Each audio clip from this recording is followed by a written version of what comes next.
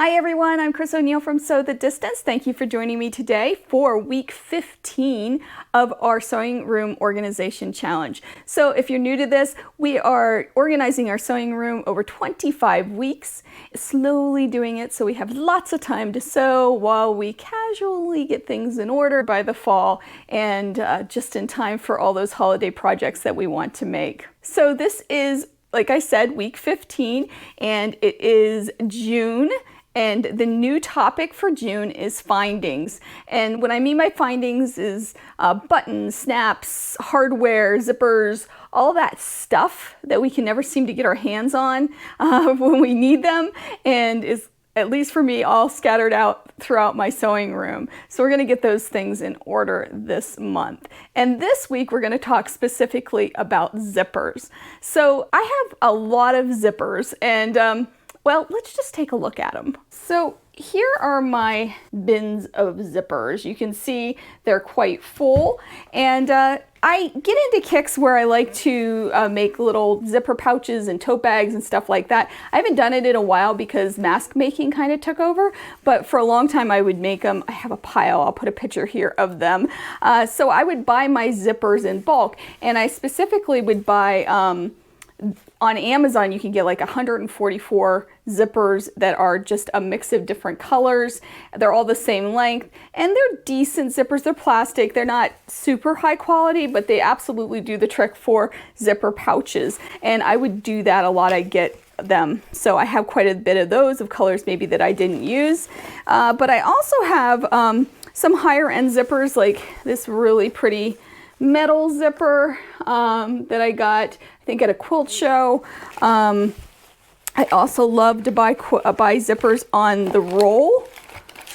I don't know if you've ever seen that, where there's a whole bunch of the pulls, and you just pull off what you want and leave the pulls on the roll, and then you can cut it to the size. I love these. And I also have bigger zippers like this. My mother-in-law had these in her stash when she passed away. I inherited them. I have some robe zippers that are giant and really long, but I could cut down. I have these in here. They're for zipping on and off your quilts for long arm quilting, and I had to buy these when I rented a machine in Massachusetts at a local quilt shop. I don't know what I'll ever do with these because yeah, I don't know if there's a place like that around here or not. Maybe there is. I'll keep a hold of them, I'm sure. And I also tend to harvest zippers from things. So this particular zipper came from this really cheap greenhouse covering thing that I had that kind of fell apart. And I was like, oh, well, the zipper's really nice and really good. I could tear that apart. So I tend to collect stuff like that too.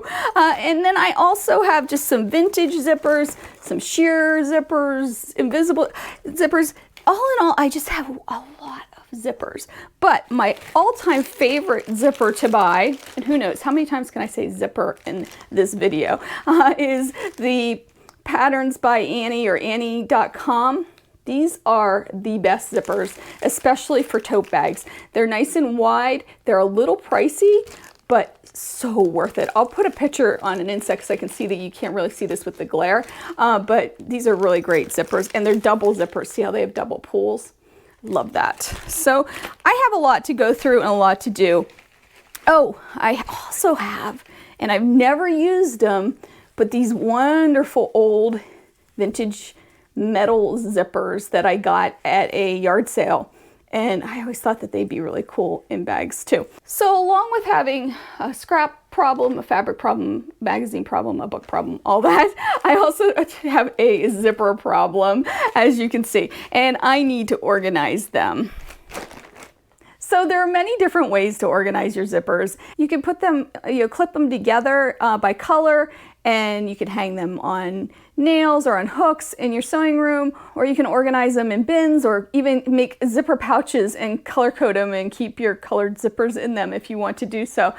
For me, I think I'm going to do it by color, and I'm going to wrap them and tie them up with salvages. So I have this jar here of all the salvages from the fabric I cut. And the salvage is the end piece that shows you the colors that are in a fabric, a line of fabric. So you can see that these colors here are the colors that show up in the fabric, but they're kind of cool. And what's really neat about salvages is that it is a really sturdy piece of fabric, because this is what pulls it through the machine when it's printing the fabric. So it's a tighter weave than the actual cotton. And there's tons of projects you can do, all kinds of stuff you can do with salvages, which I hope to have a video up about this at some point, because they are a lot of fun. But what's really nice is they make great ties. So what I'm going to do this week is I'm going to organize them by color, and I'm going to bundle them together with some salvages, and just to keep everything tidy. And then I think I'm going to keep them in these baskets because it's working for me. But I'm also going to clean them out, because there's some, like that green zipper, I don't know why I kept it. You know, I'm never going to use a zipper that big. I only have one pull, and I have obviously a ton of other zippers.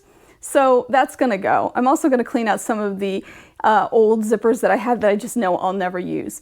Probably gonna hold on to those metal ones because I do still think they are really neat, and maybe I'll make a little pouch out of them or something, because I think they're a lot of fun. So let's talk about your tasks for this week. First, pull all your zippers together. Grab them from everywhere. Do you have them in sewing boxes? Maybe upstairs? You know, maybe your grandmother gave you some, you found some at a yard sale, but gather them all up into one place and sort through them. Be honest with yourself on what you're going to use. Are you really going to use that green zipper that you harvested off of an old greenhouse that you bought at a discount store? I'm probably not ever going to use that zipper, so maybe it's time to either throw it away or donate it. And just go through and be honest with yourself with it. The idea is to have the best space we possibly can, so we need to be honest with ourselves and clean out those things that we just know we're never going to use. Next is to organize them. For me, as I do all my things in my sewing room, I like to organize by color, so that's what I'm going to be doing. You may want to organize them into type or size or some other way. Do what makes sense for you and how you use your zippers. Next, containerize them somehow. Now, there's lots of different ways to do that. You can clip them together and hang them on hooks. You could put them on a hanger. I've seen where people have used scarf organizers to organize their zippers. I'm going to just bundle them together by color so I can grab one when I need it.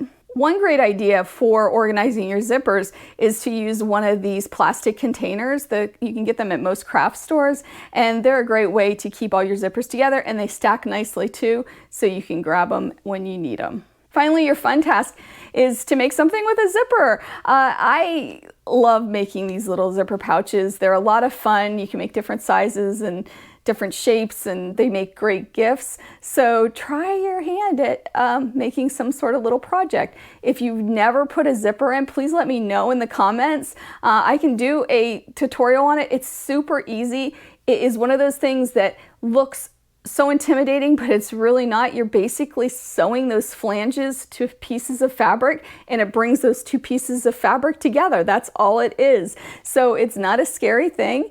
It's actually a lot of fun, and if you want to know more about that, let me know, and I will put a tutorial up about that. I hope you have a great week, and I will see you next week as we continue through this series of organizing our sewing space. Make sure you take some time to sew and just enjoy your space as we go through this process. Bye.